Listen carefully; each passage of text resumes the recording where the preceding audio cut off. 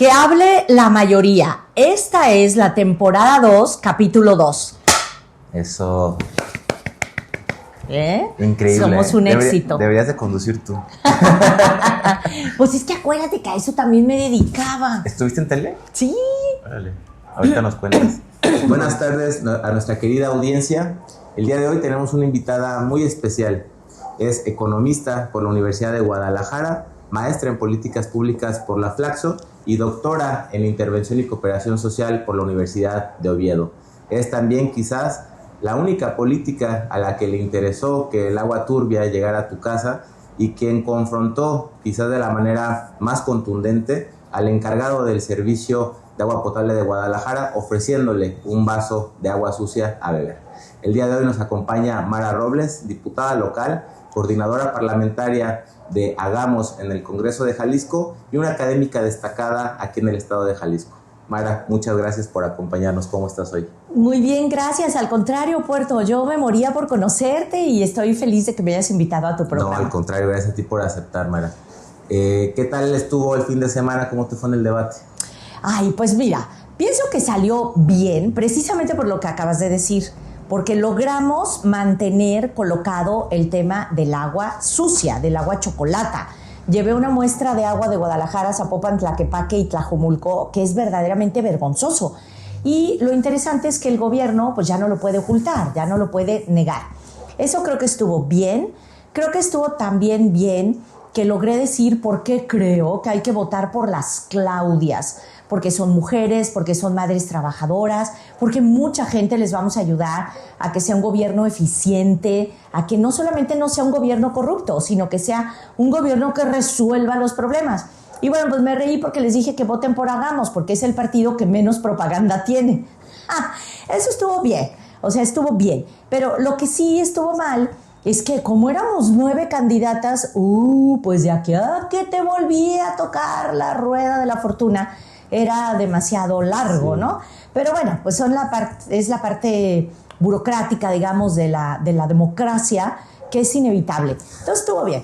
Además, difícil encontrar un formato, pues digamos, un formato funcional para los debates, ¿no? Al final de cuentas, todos los partidos con representación tienen el derecho de participar de un debate. El sistema electoral pues determina cómo se ordenan las listas de diputadas y diputados plurinominales. Entonces no visualizo yo un escenario en el que se puedan generar pues, debates que de verdad interesen a la sociedad o que de verdad permitan que las agendas que representa cada partido lleguen íntegramente a la gente, ¿no? Además de que son pues promovidos de una manera muy... es más, ni siquiera son promovidos, vaya. O sea, no veo yo un ejercicio contundente por parte del instituto de que la gente se acerque a los debates o de que participe de ellos.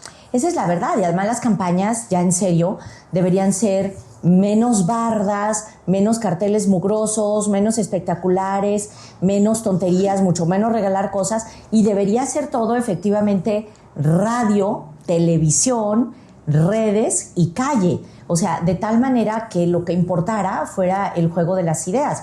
Yo no bromeaba ayer cuando dije que pues donde veas más propaganda es que hay más corrupción, porque claro, evidentemente se están volando los topes de campaña. Yo creo que deberíamos de transitar pues, a un modelo de democracia mucho más real y más sofisticado. O sea, en Reino Unido, en Estados Unidos, en Francia, pues no se enredan. El formato es libre, que se den hasta con la cubeta los candidatos que realmente pueden ganar. La minoría que quiere ganarse un espacio ahí, pues lo tiene que conseguir a punta de demostrar efectividad. O sea, suena a que es más rudo, pero es más real. Claro. Porque, vamos a ser sinceros, o sea, ¿cuántas de las que estábamos ayer tenemos posibilidades reales de llegar al Congreso? Y lo digo curándome en salud. O sea, la posibilidad de que Hagamos pierda el registro en esta elección es altísima. Entonces, y somos un partido local. Futuro está también sufriendo, aunque yo creo que ellos tienen muchas posibilidades por la candidatura de Kumamoto en Zapopan. Pero si nos atenemos a lo real, debimos haber sido 3 en el debate. La de una coalición, la de la otra coalición y la del gobierno. ¿Qué hubo? Eso sí hubiera estado bueno. Y más allá de debates y de esta temporada electoral, ¿cómo se lleva ser pues coordinadora de un grupo parlamentario? Ahorita entramos un poco a la historia de cómo sucede eso. Pero este ejercicio de confrontación, para quienes nos están viendo, Mara, como les dije en la introducción, ella le ofrece un vaso de agua turbia al encargado del CIAP aquí en la zona metropolitana de Guadalajara.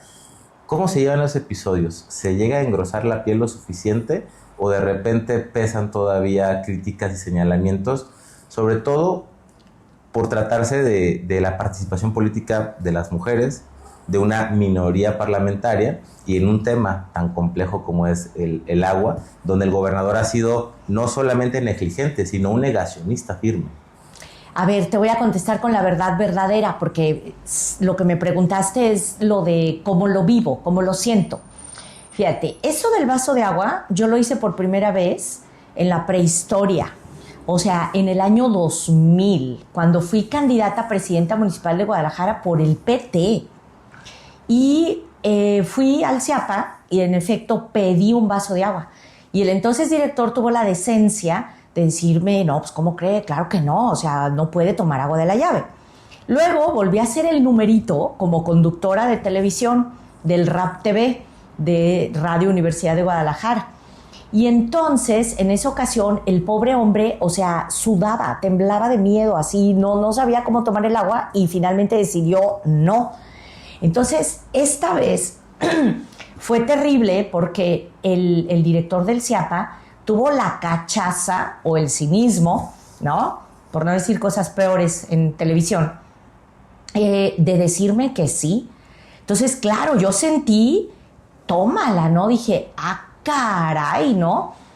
Y pues ni hablar, digo, cuando te arriesgas, o sea, cuando tú haces una apuesta, pues la puedes perder. Claro. Y entonces cuando él le da el trago de agua de la llave, y yo también, después cuando vi el video, no hombre, a mí me fascina el agua, le eché un tragotote como camello, y yo, ¡ah! Pero entonces yo dije, me ganó, o sea, ya dijo, el agua de la llave se puede beber, y jódete, ¿no? Entonces, pues yo dije, la perdí, y que bueno, la ciudadanía la ganó porque aquí el responsable está diciendo que el agua de la llave es segura. Como dicen los chicos, 3 doritos después, el tipo dice, es irresponsable pedirle a la población que tome agua de la llave porque el agua de la llave no es potable. ¡Ah! Te pone el video, ¿no? O sea, yo pongo una cara de ¿what? ¡Qué poca! Todo. O sea, ¿cómo se atreve? ¿A qué canijo? Entonces, ahí le reviré. Entonces le dije, oiga, o sea, me acaba de dejar que me tome un vaso de agua de la llave y además se lo tomó usted, pues no tenemos un pacto suicida, ¿qué le pasa? Entonces, si me preguntas, pues claro que hay muchas emociones. O sea, al principio sí dije, wow, o sea, me derrotó, el agua de la llave se puede tomar y él tomó agua de la llave. Pues qué bueno. Pero luego, cuando vino lo otro, no, pues me salió el dragón que todos llevamos dentro, porque por eso me lancé a la Comisión Estatal de Derechos Humanos a poner una queja. Claro que atentó contra mi salud, con alevosía, ventaja, premeditación, pero deja tú de mi salud, es lo de menos. O sea, atenta contra la salud de la población todo el tiempo. Claro. Y es un gran irresponsable, pero ¿qué crees, Puerto? Ya supe el secreto. Porque yo dije, ¿por qué tienen a un tipo así en el CIAPA? Compañero de Enrique, ¿no? Espérate. Es inepto, es insensible, es grosero y es inhábil, porque realmente un servidor público o un funcionario serio pues no hace las cosas que él ha hecho. Ahí te va, ¿para qué lo contrataron? Lo acabo de saber. Y ahorita siento algo también en el cuerpo porque me arriesgo. Yo sé que lo que voy a decir es serio. Para lo que lo contrataron realmente es para dar los dictámenes de viabilidad de agua en las torres del cártel inmobiliario. Entonces tú dices, no puede ser, es una gran irresponsabilidad poner a alguien para eso a cargo de una cuestión vital que es el agua. O sea, lo voy a decir de una manera nefasta. Mira, de todos modos lo van a hacer mientras no ganemos, pero carajo, pongan a alguien eficiente, decente, responsable, con un mínimo de seriedad. No pongan en riesgo la salud de la población de esta manera. Ese son el tipo de cosas que me parecen imperdonables, porque no hay necesidad. O sea, si finalmente el cártel inmobiliario va a parar. Hasta que lo paremos, ok, pero no arriesgues la vida de la población de esa manera. Entonces, ese son el tipo de cosas que a mí me prenden. O sea, son el tipo de cosas que a mí me indignan y son el tipo de cosas por las que me quedo en la política. Porque efectivamente a mucha gente le da miedo. O sea, luego después me dicen, híjole, pero ese tipo te odia. Sí, sí me odia. Me ve bien feo. Y yo, sobre todo, no pretendo su renuncia. No me acuerdo ni del nombre completo. Es intrascendente. ¿Me explico? Pero puede que esté loco y un buen día me manda a matar, un mal día, ¿no? O algo feo. Te digo algo, no me da miedo. O sea, no me da. No porque sea macha jalisciense, sino porque es como un resorte en donde eres un tipo de político o de otro. O sea, eres el político que calcula todo como en función de su interés, su posicionamiento, etcétera, etcétera. Te puedo dar unos nombres de quienes actúan así. Y quienes, pues no, o sea, quienes sí tenemos pues una flama que te hace reaccionar más allá de tu cálculo. Y claro, si lo piensas al final en términos de cálculo, pues estuvo muy bien, porque ganamos la batalla, posicionamos el tema. ¿Qué hubo? Detrás de todo eso, pues siempre hay historias de encuentros y desencuentros. En el 2018 tú eres candidata a diputada local por Movimiento Ciudadano. Les toca enfrentar episodios muy complejos que al día de hoy siguen repercutiendo en la vida de las y los jaliscienses. El crédito por 5,000 millones de pesos, un manejo propagandístico de la pandemia por parte de Enrique Alfaro, en el que se apoya mucho en el rector de la Universidad de Guadalajara, pero también este tipo de nombramientos, como el del director del CIAPA y otro tipo de nombramientos. ¿Qué se rompió o en qué momento desde tu historia de convicciones, pero también desde este lado práctico, que es el de los cálculos políticos, porque evidentemente uno no puede llegar muy lejos cuando no coincide con un proyecto, eso queda muy claro, pero en específico, ¿qué se rompe que a ti te lleva a ser una de las principales críticas de un proyecto que en su momento apoyaste, ¿no? Primero te voy a decir las dos cosas por las que apoyé y tienen que ver, una tiene que ver también con el agua y la otra tiene que ver con la salud. ¿Sabes cuándo conocí a Alfaro? Bueno, obviamente lo había visto y todo y había tenido una pequeña reunión con él. Mi pésame. Una pequeña reunión con él tratando de convencerlo de que hiciéramos lo de las escuelas de los niños. O sea, cuando yo regresé de la Ciudad de México, entonces le dije, por favor, hablé con todos. Hablé con Aristóteles, hablé con Alfaro, hablé con Paco Ayón, hablé con todo Dios, tratando de convencerlos de que lo que había que hacer era llevar la comida en las escuelas, clases de teatro, de canto, de danza, de instrumentos musicales, etcétera. O sea, yo lo que quería era que lo que había funcionado en la Ciudad de México, pues lo hiciéramos en mi tierra, ¿verdad? Luego un día hablamos de eso. Y entonces él me dijo, sí, como va, le entramos. Y lo empezó a hacer, después se arrepintió, pero lo empezó a hacer. O sea, yo tuve con Alfaro una negociación propia, con base en causas, en cosas que quedamos que él iba a apoyar. Una fue eso, ¿no? Lo de educación integral en las escuelas. La otra fue lo de servicio civil de carrera. Él sabía, porque él había ido a la Escuela de Administración Pública que yo fundé en el gobierno de Marcelo Ebrard, y él dijo, yo quiero que hagamos eso. O sea, servicio civil de carrera y Escuela de Administración Pública.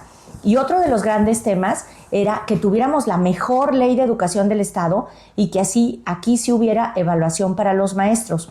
Y otro de los temas es que yo fui de las únicas tontas que le tomé la palabra de lo de la refundación, porque mi gurú, el super maestro Luis F. Aguilar Villanueva, el introductor de las políticas públicas en América Latina, estaba a cargo de eso, Puerto. O sea, imagínate, yo era la chíchara de Luis F. Aguilar. O sea, para mí eso era honrosísimo. Entonces, yo tenía un paquete de cosas con las que coincidía políticamente con Alfaro, con las que él se comprometió. Y por cierto, Alfaro, eso no lo voy a dejar de decir nunca, o sea, es un tipo muy inteligente, es un tipo muy audaz y un tipo muy fuerte. O sea, yo dije, no, pues con un cuate así, claro que podemos llegar muy lejos. Y particularmente donde digo que lo conocí fue en los Altos de Jalisco con el tema del zapotillo. Yo era rectora de Cualtos y entonces él como candidato vino a los Altos con el famoso banquito. Antes de banquito era una silla, pidió una silla en un café y entonces nos trepamos a defender el zapotillo. Entonces yo ahí me la creí, o sea, yo ahí confié en él. O sea, yo empecé con Alfaro como compañera de lucha. Sí. Y luego, sin decirnos agua va, sin avisarnos, saca un video en donde dice que el agua va a León. Y yo, ¿what? Entonces, no, pues yo obviamente inmediatamente salí con todos los expertos del Comité del Agua a decir que no. Y entonces él me dijo, amiga, ¿desde cuándo te volviste enemiga del gobierno? No, le dije, yo no soy enemiga del gobierno. O sea, pero es que no podemos cambiar de opinión sin evidencia científica. O sea, más bien explícame por qué cambiaste de opinión tú, ¿no? ¿Por qué? Entonces ahí fue una primera, pues gran ruptura, porque éramos compañeros de lucha, estábamos en la misma causa. Y una tras otra se fue echando para atrás de lo que habíamos quedado. Te voy a decir algo, Puerto, la verdad, no entiendo por qué. Eran cosas que a su gobierno, en este momento... Lo tendrían en una aprobación muy alta. Claro. Batallas que perdió. Lo habrían vestido. No entiendo por qué renunció. Yo por eso no tengo un problema ni personal, ni tampoco partidista con él. Lo que a mí me preocupa es porque en serio, lo digo hoy, yo sé, me hago responsable de mis palabras, porque ese gran político cambió de causas. No entiendo, no hay necesidad. Claro. Y en esta relación que yo conozco bien, porque yo seguía mucho tus posicionamientos, por ejemplo, de la presa del Zapotillo, en el momento de mayor conflicto entre Alfaro y la Federación, tú incluso tenías un reconocimiento expreso hacia la manera en la que el presidente López Obrador lo iba conduciendo. Y distaba mucho de cómo lo pensaba Alfaro, cómo lo pensaba su equipo más cercano, ¿no? Porque ellos traían una confrontación absoluta a través de no solamente el gobierno de Jalisco, de la CONAGO, que de ahí deriva esta idea de mandar el agua a León como una manera de reforzarse entre los gobernadores de oposición que aún estaban en la CONAGO. Pero todas esas decisiones, esas situaciones, había un espacio común en el que se dialogaran o se negociaran con el gobernador, y de ser así, ¿cómo era esa relación? ¿Se podía discrepar? ¿Se podía opinar distinto? ¿O de verdad es la persona pues con esta... Yo no lo tildo de autoritario, porque autoritario no es el que quiere, es el que puede. Y él realmente no pudo, aunque eso no quiere decir que no haya querido. Pero sí es una persona con ese talante de querer imponerse a toda costa, o escucha al gobernador. Conmigo jamás fue grosero, jamás fue autoritario, siempre me escuchó, siempre dialogamos. Por eso yo te digo que yo no tengo de entrada un problema personal con él, ni tampoco un problema de trato. Y él sabe cuánto reconozco yo su inteligencia y todo lo que ya dije, ¿no? No, sí es una persona con capacidad de dialogar, por supuesto.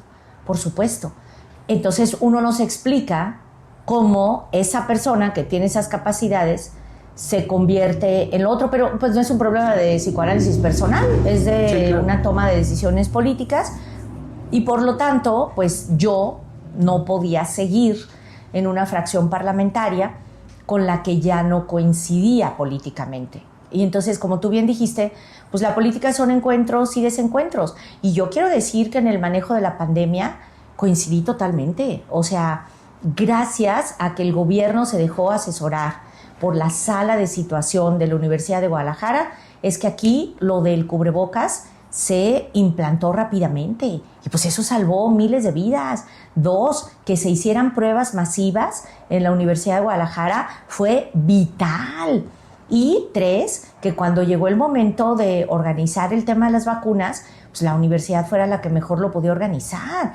Entonces, a ver, ¿qué tiene de malo hacer uso político de eso? O sea, pues si lo estás haciendo bien, haz el uso político que quieras. O sea, yo creo que ahí lo bueno fue que un político se apoyó en una institución que le propuso políticas públicas basadas en evidencia científica.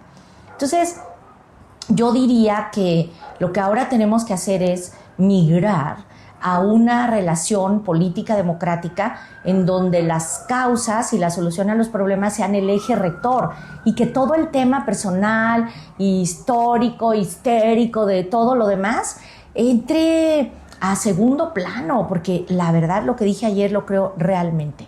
La única manera de que los problemas de Jalisco se empiecen a resolver es una relación virtuosa con el gobierno federal. Entonces, y no es cualquier presidenta la que vamos a tener.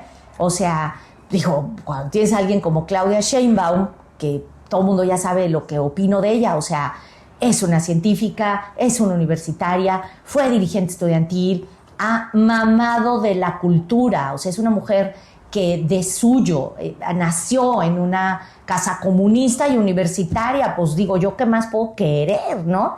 Y si Jalisco tiene una relación de a de veras con alguien así, en serio puede ser la solución de nuestros problemas. Y Claudia Delgadillo, o sea, tú dices, a ella la conoces muy poco, pero tengo la impresión de algo que es lo que más me importa, que sí le interesan los problemas. Es decir, que no es una cínica, no, que sí le duele, que sí le importa y que no se cree sabionda, sino que al contrario, lo que dice es, a ver, ayúdenme. O sea, la he visto buscar a los especialistas, buscar a los expertos y hacerse de una coalición muy plural. Entonces yo digo, sí, por ahí va, son las Claudias. Fíjate que tocas el tema de que Alfaro se deja asesorar por la Universidad de Guadalajara. Desde mi punto de vista, creo que el manejo de la pandemia en Jalisco rozó los límites de lo ética y moralmente aceptable, ¿no? Sobre todo porque se trata de vidas, al final de cuentas. Y era difícil saber cuántas se podían salvar o cuántas se podían perder. Eso es algo de lo que estoy muy consciente. Sin embargo, hubo una escenificación que me pareció verdaderamente lamentable, ¿no? Había gente en kimonos de esos de químico rociando, lavando banquetas, el sello para aperturar tus negocios, que al final de cuentas era otra medida recaudatoria, la declaración desafortunada de que se acabaría con la pandemia en 5 días, que él recomendaba 5 días de aislamiento solo para ganarle la narrativa al gobierno federal, ¿no? De ver quién aislaba primero a la sociedad, cuando no se estaba dimensionando los alcances de todo eso. Y creo que el caso más desafortunado, del que participa un poco la Universidad de Guadalajara, es con el tema de las pruebas rápidas. Que claro, quizás con el tiempo, con los aprendizajes que fue dejando la pandemia, en algún punto donde ya iba aminorando los efectos de la COVID-19, ya se volvía requerible la prueba rápida. Sin embargo, de arranque, generar todas estas pruebas rápidas generaría una sensación de que el problema no es tan grande y entonces se pudo haber desbordado. A mí todos esos manejos políticos me parece que fueron inmorales de cierta manera. Entonces creo que no lo sé cómo lo veas tú, no sé si sea quizás una lectura pues un poco pues muy bondadosa, ¿no? Para no fincarle una responsabilidad al gobernador. Quedamos de hablar con la verdad, y te voy a decir la verdad. A mí me parece que todo lo que tú dices es muy arriesgado para no ser un especialista. Y como yo no quiero cometer el mismo error, yo te propongo que el balance concreto de lo técnico se lo preguntes al doctor Paco Muñoz y al doctor Jaime Andrade. O sea, ellos dos, yo sí, doble contra sencillo. Sí te van a poder decir con precisión si una semana antes, si una semana después, si las pruebas rápidas, si lo que sea, ¿no? Porque yo me pondría en una situación muy irresponsable al decir los detalles del asunto. Lo que sí defenderé hasta el último minuto es que un gobierno que se basa en evidencia científica para tomar sus decisiones es el mejor gobierno. Te voy a contar una cosa preciosa. Una vez el CIDE organizó, antes de que se lo acabaran, por cierto, el CIDE organizó un seminario con personalidades, es un decir, pues ahí a lo mejor soy muy sangrón, pero con personas que teníamos puestos importantes, trayectorias importantes en el mundo de la educación, la cultura y la salud, precisamente para analizar problemas muy relevantes.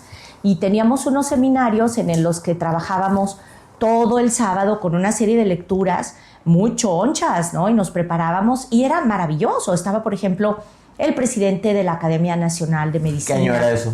Esto fue, pues yo era secretaria, entonces pues debió ser entre 2012 y 2015, ¿no? Estaba Salomón Chertorivsky, estaba gente súper valiosa. Luego te puedo dar la lista, gente muy interesante, y la gracia es que era plural. O sea, ahí no había cosas partidistas. Y había una cosa muy elegante que se llamaba la regla Chatham House, que podías decir qué se dijo, pero no podías decir exactamente quién lo dijo, ¿me entiendes? Y en el momento clímax del seminario era que teníamos una visita a Yale, ¿no? Y bueno, pues tú sabes que yo nací en una casa en donde los gringos eran el imperialismo yanqui, y pues no, nosotros pensamos que las universidades de veras eran la Patricio Lumumba de Moscú, y pues que todo lo otro era el aparato ideológico. Afortunadamente me fui civilizando más, y pues entendí que las universidades buenas eran las buenas universidades, punto. Entonces, pues yo, claro, tenía prejuicio porque Yale, ¿no? O sea, Yale. Entonces fue precioso porque nos dio la clase uno de los decanos de Yale, así, un científico viejito impresionante, te va a encantar. Entonces agarra y entonces así súper presumido dice: ¿ustedes creen que en Yale nos importan las matemáticas? Pues más o menos, tiene no sé cuántos premios Nobel, ¿no? ¿Ustedes creen que nosotros sabemos tantito de química? Que poca, tienen un montón de premios Nobel de química, física, no sé qué dice. O sea, que tenemos muy claro, dice, que la ciencia pues, es importante. Este cuate había sido asesor de los últimos 4 presidentes norteamericanos, si me apremias más. Pero, dice, no solo nos interesan las ciencias exactas, también en las ciencias sociales pues no andamos tan mal, ¿no? O sea, súper presumido, ¿no? Y todos así con la boca abierta. Pero ustedes que toman decisiones de política pública deben saber que no hay una decisión política que se pueda tomar antes de que la evidencia científica te diga contundentemente lo que hay que hacer. Dijo, entonces desconfía de los políticos que no leen literatura, porque la única forma de entender cómo actuar y cómo reaccionar está en la historia y en la literatura. Te juro que a mí se me salían las lágrimas, porque dije, este viejito me está espiando. O sea, la verdad es que en política tienes que decidir antes de saber cuál es la verdad científica. Entonces, pues es tu historia y tu capacidad, tu intuición, tu experiencia la que te hace decidir. Entonces, a la larga, la historia te va a juzgar por el resultado. Pero cuando tuviste que decidir, no, hombre, pues ojalá hubieras sabido ya técnicamente lo que habría que hacer, ¿no? Entonces, yo lo que quiero es que haya un gobierno que en la medida de sus capacidades y de sus posibilidades resuelva los problemas de la población con base en evidencia. Y por eso yo les digo que mi verdadera vocación quizá no está en la política, o sea, sino más bien en lo ligado a lo educativo. Pues no en la academia, porque tampoco soy un ratón de biblioteca que esté metida investigando. Ojalá, ya quisiéramos, ¿no? Mi mejor amigo siempre me reclama que no soy eso, ¿no? Pero lo que me gusta es la política pública basada en evidencia, o sea, que se use la ciencia para resolver los problemas. Y claro, pues eso te hace pasar algunos corajes, porque cuando ves que hacen puras tonterías dices, ¡ah, son unos ineptos! Acabas de dar un resumen pues muy consistente de una trayectoria, de una parte de tu trayectoria política que yo no había abordado, que era que fuiste secretaria de Educación con Marcelo Ebrard en la Ciudad de México, que claro, participas en foros académicos de alto nivel, tienes una formación académica rigurosa, una trayectoria política bastante interesante, que es algo que quiero que nos platiques más adelante. Pero creo que hay algo que es muy distinto en charlas que he tenido con otras mujeres que participan en política, ¿no? Que es el tema de la discriminación, el sexismo, el machismo del que son objeto. Tú, con toda la experiencia que ya cargas en tus años de trayectoria, en tus años de vida, ¿sigues padeciendo los efectos del machismo, del sexismo? ¿Eres discriminada también simplemente por ser mujer, a pesar pues, de toda la experiencia que acumulas? Sí, categóricamente sí, porque no es contra mí. Claro, es contra tu género. Es social. Sí. Entonces, pues estaría loca y muy tonta si dijera que no. Evidentemente, pues yo tengo un montón, ahora sí, de privilegios, ¿no? Uh-huh. O sea, nací en una familia donde se hablaba de política. Mi papá me trataba como hombre, o sea, en el sentido de que nunca dejé de tener las oportunidades que tuvieron Mis hermanos, es más, tuve muchas más que mis hermanos hombres por el hecho de ser mujer, ¿no? Es decir, he tenido muchas muy buenas condiciones, he podido estudiar. Mi mamá me dijo eso, lo conté el otro día. Mi mamá decía, es que eres como hombre. Y yo le decía, mamá, ¿pero por qué me dices eso? Me dice, porque no tiendes tu cama, porque no levantas tu plato, porque no lavas tu ropa, porque no sabes hacer nada de comer, lo cual es verdad, ¿no? Y claro, no perder el tiempo, para decirlo así, en todo eso, pues a mí me permitía tomar clases de teatro, canto, danza, instrumentos musicales, todas fracasadas, Puerto, como se puede observar. Y poder viajar a los famosos campamentos de pioneros y esas cosas, porque era tratada como hombre. Pero cuando yo me di cuenta de que eso significaba pues una terrible opresión para las mujeres, fue que hice mi tesis de maestría y mi tesis de doctorado para el pago al trabajo doméstico a las amas de casa. Porque yo dije, mierda, el que yo tenga esa libertad se debe a que mi mamá, mi abuela, y en ese momento ya había trabajadora doméstica en mi casa. Muchísimos años, pues claro que no había dinero para eso. Ya cuando mi mamá estaba mucho más grande, ya hubo quien le ayudara. Entonces yo dije, y a la señora que nos ayuda, sí le pagamos, pero ¿por qué a mi mamá y a mi abuela nunca nadie les pagó? Entonces tú dices, pues ¿cómo le vas a pagar? ¿No? Si no es la trabajadora doméstica. Además, entonces no se decía trabajadora doméstica, se decía sirvienta. Claro. Ahora en mis clases de economía les explico que esa es una relación medieval, la servidumbre, ¿no? Es terrible. Bueno, entonces es lo que yo dije, el verdadero grillete de las mujeres está en el trabajo doméstico. Estaba bien chava cuando fui diputada federal, tenía 24 años, que por cierto yo no me sentía chava, y yo quiero decirte que a los 24 años cualquiera tiene ya la cabeza bien puesta sobre los hombros, ¿eh? O sea, esta idea de discriminar a los jóvenes por la edad es patética. Y también la de discriminar a la gente más grande por la edad, ¿no? A mí cuando me salían con que los adultócratas, a ver, les dije, dense de santos con que yo soy gerontócrata.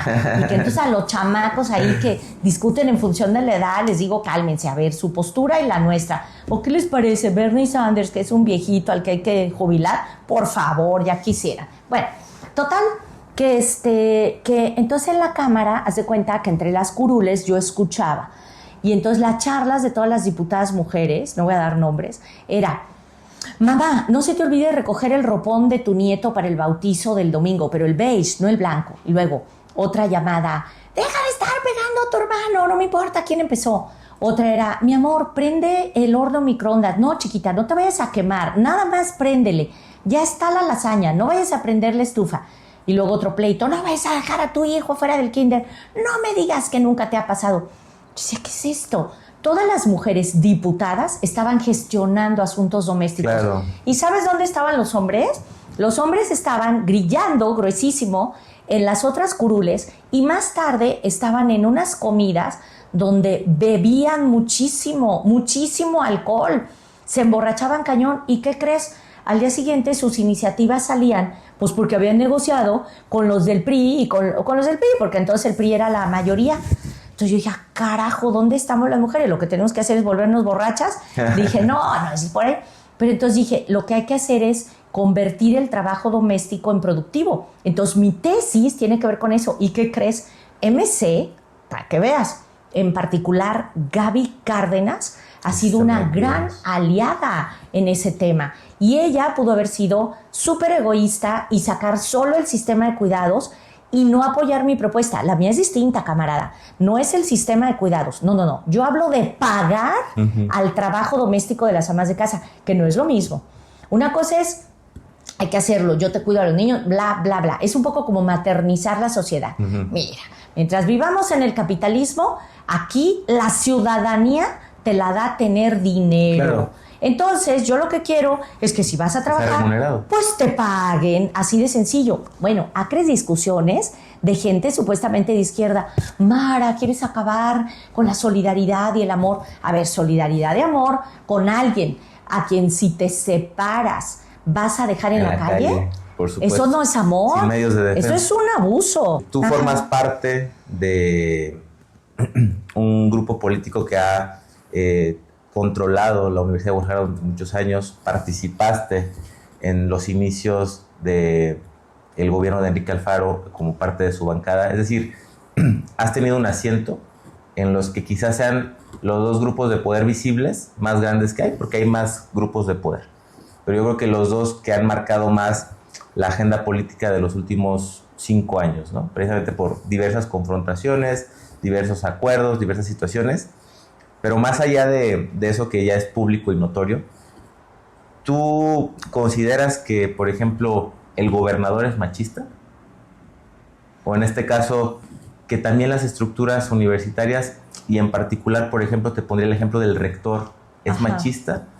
¿O cómo se vive esos avances que en la sociedad ya se están dando, donde uno intenta no replicar comportamientos sexistas ni machistas, pero que sabemos que las estructuras de poder casi siempre son las que más tardan en asumir esos cambios? No, hombre, el rector es una maravilla.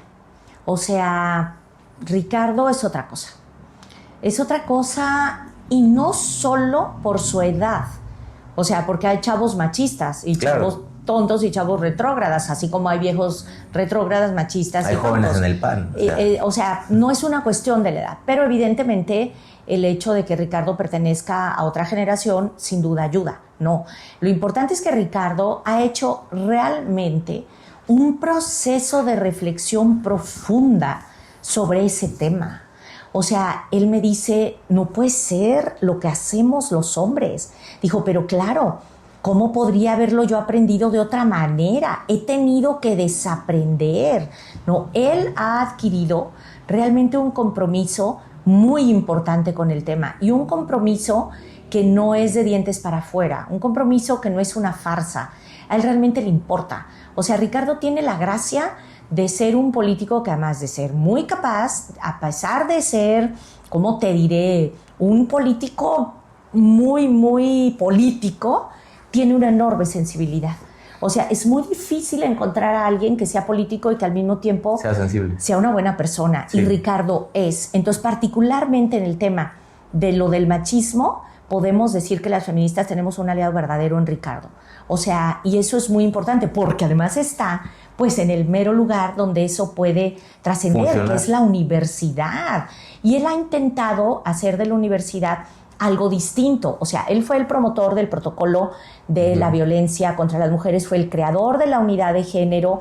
Él ha aguantado vara con los resultados de la encuesta que hizo la FEU sobre la situación de violencia en la universidad, y él nos pidió a las integrantes de la Comisión de Responsabilidades que fuéramos inclementes. O sea, dijo, cero tolerancia. Y de lo que se trata, obviamente, pues no es de tener a todo el mundo en la cárcel y a cortarle a todo el mundo la cabeza, pero sí de dar un ejemplo. Entonces, no, yo con Ricardo puedo decirte que me siento muy segura, me siento muy cómoda, pero además quiero presumirte algo. O sea, Ricardo, nada menos, era de nuestro grupo estudiantil, de la corriente estudiantil independiente. Entonces, pues es el orgullo de nuestra crianza. Nos ha superado y nos ha dado vuelta y media, ¿no?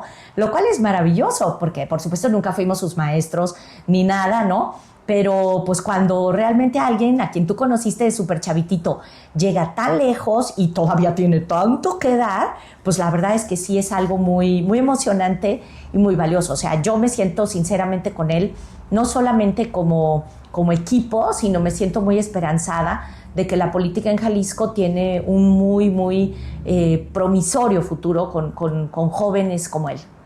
¿Y el gobernador? Pues mira, yo lo que digo es que ya lo pasado. O sea, que nos tenemos que concentrar en las Claudias. O sea, a ver, el gobernador ya dijo que se va a retirar de la política, que se va a dedicar al fútbol, realmente le encanta, ya se haría el juicio histórico, y yo diría que si en algo puede ayudar o en algo puede aportar, pues que lo haga. O sea, el asunto de lo del presupuesto constitucional, pues ni modo que diga que lo hizo mal, está bien.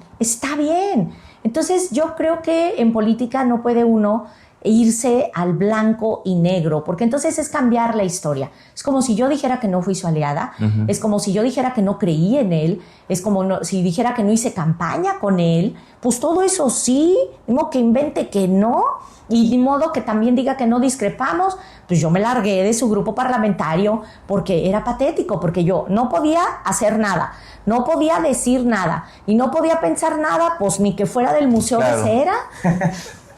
Oye, hay ahorita en la discusión pública pues lo que es la la mega alianza, ¿no? Aquí en Jalisco. La alianza de 5 partidos políticos, 2 con los que Morena históricamente ha hecho alianzas, Futuro y Hagamos. Es imposible ignorar que hubo un cambio sustancial en las posturas políticas y en los discursos de 3, esencialmente, de Morena, de Futuro y de Hagamos. Personalmente, pues, particularmente sobre Futuro, ellos venían de una campaña muy consistente de acusar que Morena y Movimiento Ciudadano eran lo mismo, y Hagamos de quizás una confrontación mucho más inteligente, ni siquiera diría yo si fue confrontación directamente, pero sí un manejo más inteligente de una relación que estaba complicando entre la federación por los señalamientos que hacía el presidente López Obrador contra Raúl Padilla y alguna serie de desencuentros. ¿Qué cambió que posibilitó esta alianza? Mira, mucha honra, te puedo decir que nunca tuvimos cerrado el diálogo con Morena y con el gobierno federal. O sea, particularmente yo, pues tengo el privilegio de tener a muchos compañeros de lucha desde niña. Prácticamente todo el obradorismo. En ese lugar. Yo fui la secretaria de los jóvenes del Comité Ejecutivo Nacional del PRD cuando el presidente López Obrador fue el presidente nacional del PRD. Yo coordiné su campaña entre los jóvenes a la presidencia nacional del PRD.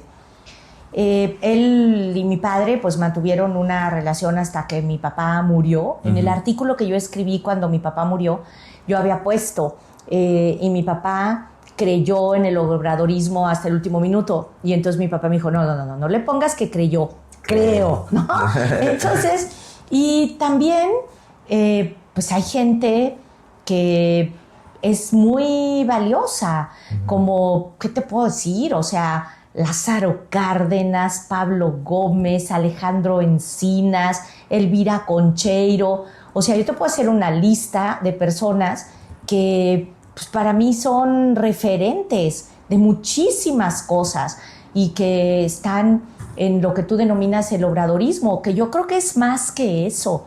Es decir, en el Congreso, tú que le diste seguimiento puntualmente a mis intervenciones, yo siempre decía, por ejemplo, cuando acusaban de que el presidente había mandado ordenar no sé qué para tal cosa, le dije, a ver, espérenme, o sea, lo que yo sí creo es que el presidente no se mete a los negocios, o sea, claro, nunca ha sido lo que él ha buscado, quiere pasar a la historia, que es otra cosa, ¿no?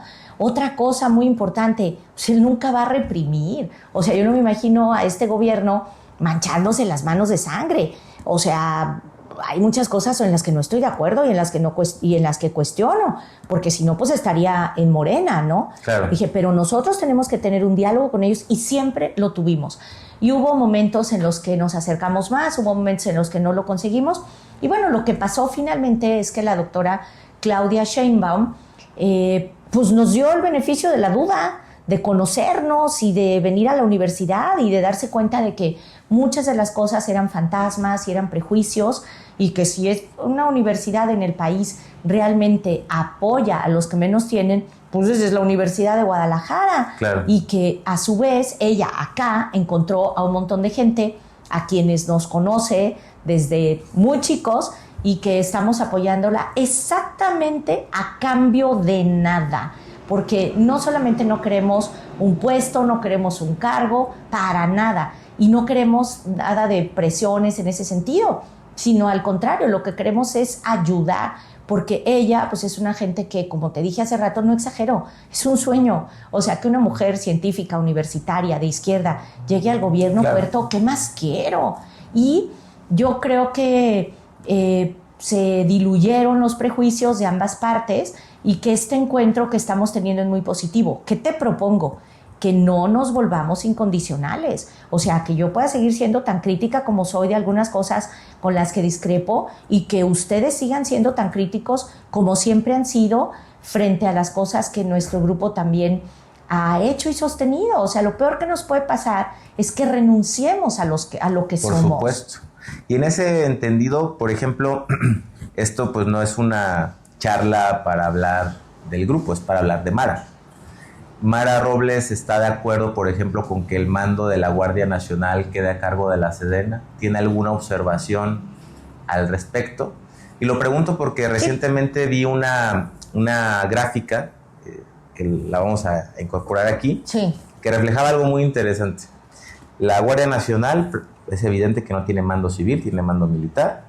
Sin embargo, es menos letal que la Policía Federal, que tenía mando civil. Es un dato que hay que de política analizar. Pública basada en evidencia. O sea, no el prejuicio, sino el resultado. Eso. Entonces, precisamente... Muy bien, está aprendiendo este chamaco. Sin embargo, pues es un tema que es una de las principales causas de López Obrador. Es una de las banderas con las que Claudia sale en su programa de gobierno. Pero también entiendo que, por ejemplo, por el lado de futuro, por el lado de Hagamos, quizás pueda haber una opinión distinta, tomando en cuenta que son reformas que pasan por los congresos locales. ¿Tú qué opinas? Mira, los que tuvimos una relación tan cercana con la represión, pues por supuesto que tenemos dificultades para evaluar al ejército en general, ya no digamos al mexicano, a los ejércitos en general. O sea, no te olvides que mi papá fue preso político. O sea, mi papá repartió las tierras ociosas con el decreto de Lázaro Cárdenas cuando fue presidente municipal de San Blas y lo metieron a la cárcel. El Pino, que fue mi compañero más de 10 años, pues fue nada menos que uno de los principales dirigentes del movimiento del 68 y estuvo encarcelado 2 años, 6 meses, 9 días. Y a él el ejército literalmente lo hincó, le cortó la greña con una bayoneta y lo metió a la cárcel. Pero cuando el Pino fue secretario de Educación en Guerrero, gracias al ejército pudo abrir las escuelas. Entonces yo literalmente veo en el ejército a quien me salvó la vida el 22 de abril. Hoy que es 22 de abril lo quiero recordar, porque como mi papá estaba en la zona vacunando cuando ocurrió la explosión, yo corrí a Gante a ver si mi papá estaba vivo. Y entonces rápidamente nos pusimos de rescatistas a quitar piedras y en una de esas me cansé porque estábamos cargando piedras de este lado y era terrible el dolor, el sudor, el cansancio. Y además, pues yo de cuando había cargado piedras, ¿verdad? Pero la adrenalina nos hacía quitar y quitar piedras. Y entonces nos cambiamos de lado para que no me doliera tanto este brazo, sino el otro. Y cuando veo, me doy cuenta de que la casa que estaba atrás de mí se empieza a caer. Se estaba cayendo. ¡Ah!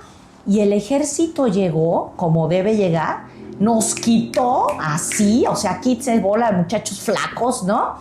Tomó control y gracias a eso se salvaron muchas vidas. Todavía algo más.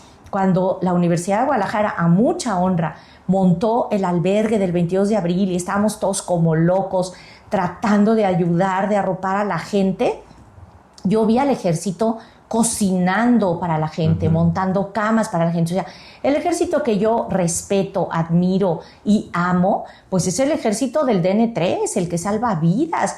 Te voy a decir una exclusiva, te voy a dar una exclusiva. Yo haría que este país tuviera un ejército sin armas. Eso haría de nuestro país, además, un país muy poderoso en el concierto internacional. No lo estoy diciendo a lo tonto, ¿no? Entonces, yo creo que hay que valorar objetivamente. Creo que en general darle poder a los militares en ningún país del mundo es una buena experiencia. No. Creo que la circunstancia que enfrentó nuestro país lo ha hecho inevitable, ¿no? Leo a gente como Eduardo Guerrero, leía, lamentablemente ya no está entre nosotros, a Alejandro Ope, a Marcela Gómez Alce, a otros expertos en seguridad que particularmente estudian el ejército, y creo que hay que dar una respuesta seria en función de los resultados. O sea, yo no haría un mitin de estamos en contra de la militarización per se, si los resultados de ese ejército han sido positivos. Pero también, si me preguntas, pues yo preferiría un ejército sin armas, y creo que la salida que Claudia Sheinbaum está dando es muy buena. Dijo, a ver, por lo pronto seríamos unos irresponsables si le movemos. Claro. Hay que hacer una valoración y hay que decidir lo que sea más productivo para el país. Entonces, pues yo creo que cuando uno tiene seriedad y serenidad, es muy difícil que te embosquen en un callejón sin salida de, pero entonces, ¿a favor o en contra? Pues a favor depende cómo, ¿no? Y en contra te daré mis argumentos de por qué. Yo por eso creo que nosotros, en buen plan, le podemos ser muy benéficos a Morena, porque en la medida en que nosotros no somos fanáticos, Es decir, no estamos del lado de los que se desgarran las vestiduras a favor de alguien a quien quieren endiosar, y flaco favor le hacen al presidente, porque el presidente es un político de un tamaño que va a estar muy difícil que podamos encontrar en muchos, muchos años. Por supuesto. Y por supuesto, si también te pones del lado de que le critican y casi se suicidan diciendo que porque trajo el comunismo, pues eso es absurdo. Entonces nosotros tenemos una valoración política, no digo que objetiva, pero tenemos una valoración política serena sobre la base de los hechos, y pues un día invítame para que los defienda, porque particularmente lo que ha ocurrido en la economía y lo que ha ocurrido en desigualdad y en pobreza ha sido muy notable, muy valioso, y mantengo mis críticas de que no llegaron a aumentar el presupuesto para educación como debería, pero ahora con Claudia lo vamos a solucionar. Fíjate que si hoy terminara el sexenio de López Obrador, su primer promesa de campaña estaría incumplida, que sería el tema de Ayotzinapa, de los 43 estudiantes desaparecidos. Y mucho de eso, y también esclarecer los crímenes de la guerra sucia. Y mucho de eso se ha ¿Y tú por trabado, qué crees? se ha trabado por la influencia del ejército. Ah, mira, él lo dijo directamente, sí, muy claro, honesto. Porque hay un tema, les hemos dado mucho poder a un ejército que ha demostrado ser incapaz de transitar en marcos democráticos. Es decir, les permitimos hacer obras, hacer infraestructura, les encargamos temas esenciales, que tiene su lógica porque se gobierna para más de 100 millones de personas, no únicamente para 4 o 5 agendas políticas, que son urgentes por ser temas de derechos humanos, pero sí plantea una contradicción de valores tremenda el rol del ejército. No puedes darles funciones esenciales y no esperar que en algún punto se sientan ellos con la autoridad de hacer política, por ejemplo. Claro. De ahí que se tenga que haber un debate muy serio sobre qué camino van a seguir las estructuras de seguridad pública, de defensa nacional, y empezar a acotar ese poder que se puede desbordar desde mi punto de vista, ¿no? Pero pues es una opinión personal. Pues, pero es muy bueno que tú tengas una opinión personal y que la defiendas, y eso no te convierte en fifí, enemigo de la transformación. Ah, no, yo fanático de López Obrador siempre. Bien. Ciego. No, pero tienes opiniones como la que acabas de dar, o sea, es muy importante porque lo que queremos, o sea, al final de cuentas, ¿qué importa en un político? La verdad, que resuelva los problemas de la población, sí, que garantice la seguridad, es decir, la vida de las personas, y por lo tanto nosotros tenemos que gobernar mejor. Eso es lo que tenemos que hacer. Por eso lo que te digo es que a lo mejor... La histórica misión de la política, pues garantizar la felicidad de los demás. Pues mira, no sé si la felicidad, porque depende eso de la felicidad está muy sobrevalorada, pero la vida es así, que pues no hay más que una, entonces esa hay que salvaguardar. Y hablando de vidas bien vividas, creo que la tuya es ejemplar en ese sentido. Y hay una pregunta que yo tengo en la cabeza desde el otro día que fuimos al café. Virgen Santa, ¿qué me va a preguntar? Fidel Castro. ¡Ah, caray! ¿Cómo es estar con quizás una de las personalidades más magnéticas de la historia de este mundo y quizás uno de los políticos más sagaces del siglo XX? Tú lo tuviste de frente. Increíble, es increíble. Me tocó conversar con él, no nomás estar cerca de él, conversar con él en 3 ocasiones. Primero, cuando era chiquitita, tenía 10 años y era pionera del Partido Comunista. Entonces íbamos en campamento a Varadero, la playa más bonita del mundo. Entonces 2,000 chiquillos de 110 países del mundo nos poníamos en una explanada con nuestra boina roja, con nuestro paliacate rojo. Entonces Fidel nos tomaba el juramento, nos decía: pioneros por el comunismo. Y entonces nosotros contestábamos: seremos como el Che. Imagínate, ¿tú crees que alguien de la ultraderecha va a votar por mí? Acabo de decir que juraba ser como el Che, comunista. Sí, yo he sido comunista y no me arrepiento, lo siento. Y la segunda vez, me regaló mi casita de muñecas soviética, y una muy querida persona que es cubana. Entonces un día me dijo: y mientras a ustedes les regalaban casitas de muñecas soviéticas, nosotros no teníamos para comer. Luego, la segunda vez que vi a Fidel fue cuando ya era diputada federal, y fui con el ingeniero Cuauhtémoc Cárdenas, que pues es para mí un referente histórico insustituible, además una persona finísima, increíble. A él lo deberías de conocer. Bueno, La cuestión está en que fui con el ingeniero Cárdenas y con doña Rosario Ibarra de Piedra, Cuba. Y entonces, pues vimos a Fidel. ¿Y qué les Y platicó? era increíble. Entonces llegó, era gigante, con sus brazotes dijo, ¿cómo? ¿Quiere decir que ahora las niñas de secundaria ya las hacen diputadas? Ven acá, Benjamina. Y entonces te abrazaba como un oso, ¿no? Increíble.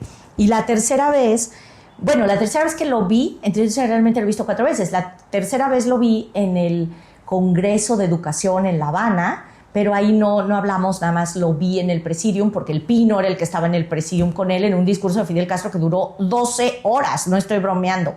Bueno, y la otra vez que lo vi, que fue increíble, fue justo en la casa de doña Amalia, la mamá del ingeniero Cárdenas, cuando vino de visita. Me hubiera gustado poder grabar mi radiecito de mensajes, donde recibí una llamada, así decía el mensajito, decía: hola, soy Lázaro Cárdenas, nos vemos con Fidel en Andes. Entonces tú dices, estos vino de ultratumba, o sea, Lázaro Cárdenas te convoca a ver a Fidel Castro. Era real.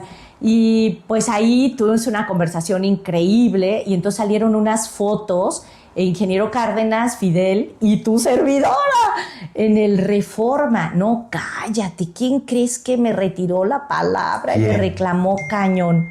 ¿Quién? Carlos Monsiváis. ¿Ah, sí? Me dijo, no puede ser que te hayas dejado convencer por ese dictador y que estés orgullosa de tomarte fotos con él. ¿Qué te pasa?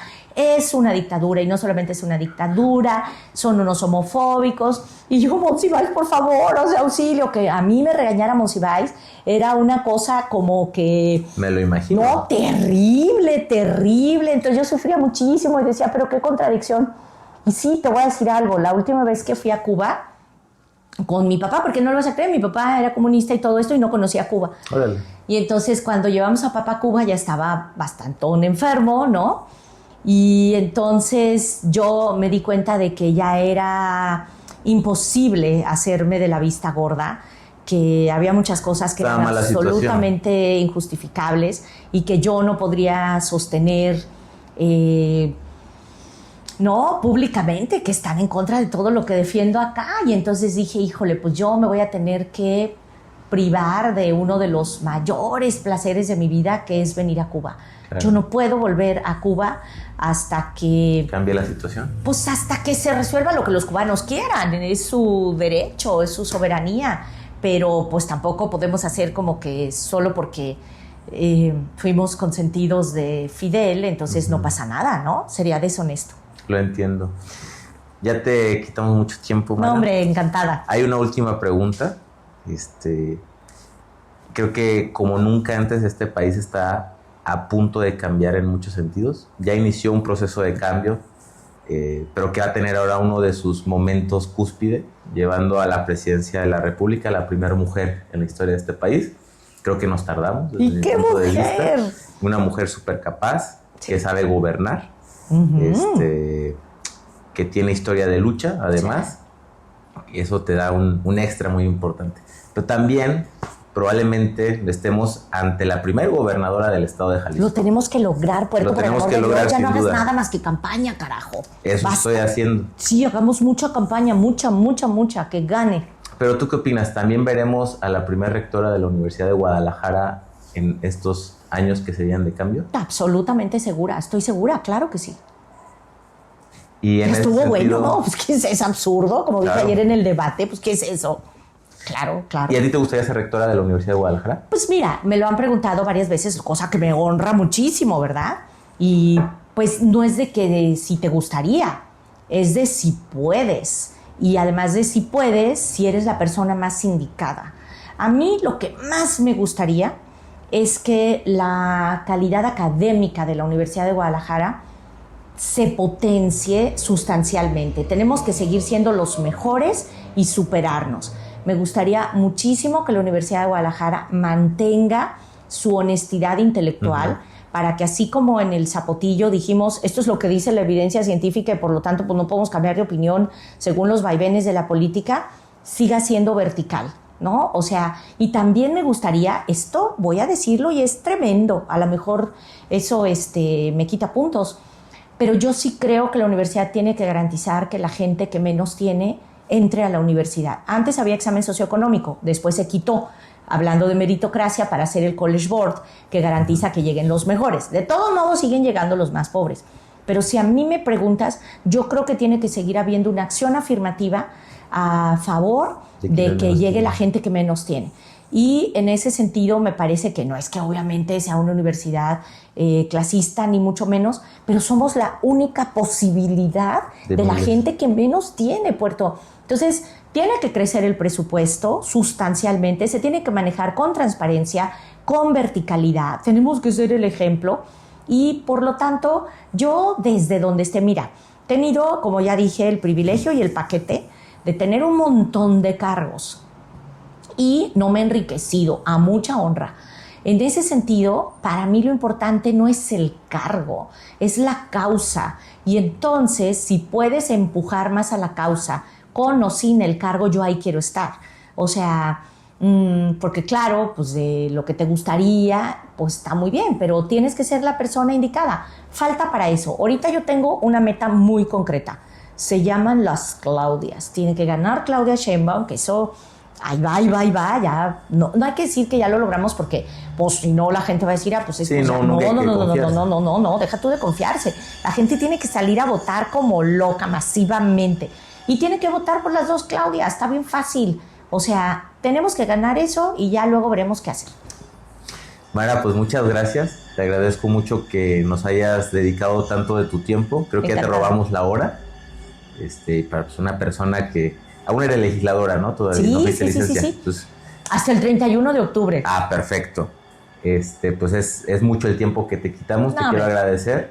Pues que no sea la última ocasión. Creo que hay más temas por abordar, más temas que nos puedes compartir. Faltó por aquí que nos contaras cómo se politizó Mara Robles, porque claro, pues traes una carga histórica familiar muy importante.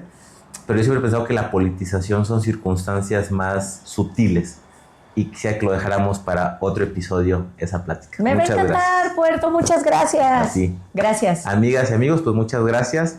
Esperamos sus comentarios y también si nos quieren hacer llegar preguntas para la próxima entrevista, se las agradecemos mucho. Saludos.